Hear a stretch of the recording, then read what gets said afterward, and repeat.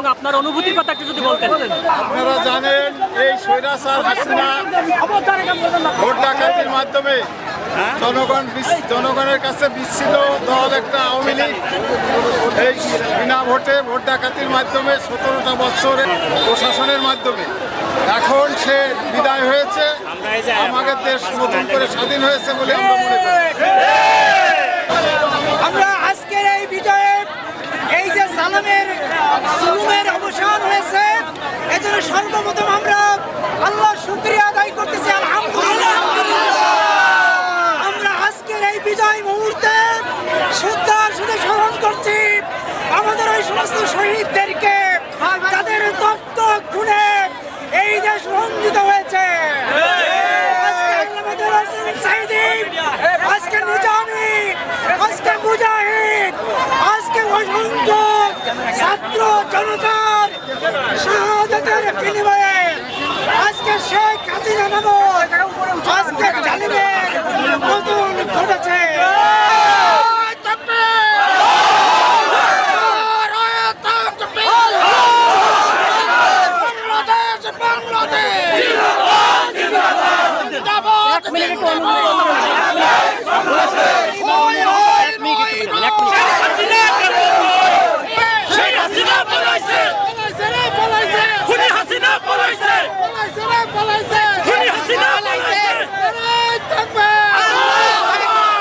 আল্লাহ পাক রব্বুল আলামিন দীর্ঘ 16 বছর পরে এই জাতির মানুষের মুক্তি দিয়েছে। মানুষ দীর্ঘদিন পরে স্বাধীন হয়েছে। আমরা সবাই আলেম ওলামা, আমরা জানি আমরা দেশের শান্তিপ্রিয় জনগণ। আল্লাহ পাক রব্বুল আলামিন আমাদেরকে বিশেষভাবে বিজয়ের পরে একটা নির্দেশনা দিয়েছেন।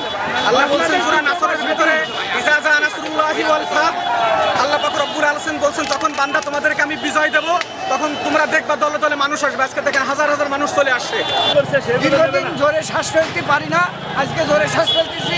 আল্লাহ তাআলা আমাদের বাংলাদেশকে দ্বিতীয়বার আবার স্বাধীন করেছে। নারায়ে তাকবীর, আল্লাহু আকবার। নারায়ে তাকবীর, আল্লাহু আকবার। নারায়ে তাকবীর, আল্লাহু আকবার। এখন আমরা আছি ভাইনার মোড়ে বিজয় স্মৃতি স্তম্ভে। আজকে মানুষের 18 বছরের সুজীবিত হৃদয় তারা আজকে উচ্ছ্বাস প্রকাশ করছে। কিন্তু আমরা বর্তমান প্রজন্ম নতুন 71 তৈরি করেছি। এদেশে কোনো ভেদাভেদ থাকবে না। সারা বাংলাদেশে 17 কোটি মানুষ চায় একটা নতুন বাংলাদেশ, যেখানে কোনো বৈষম্য থাকবে না।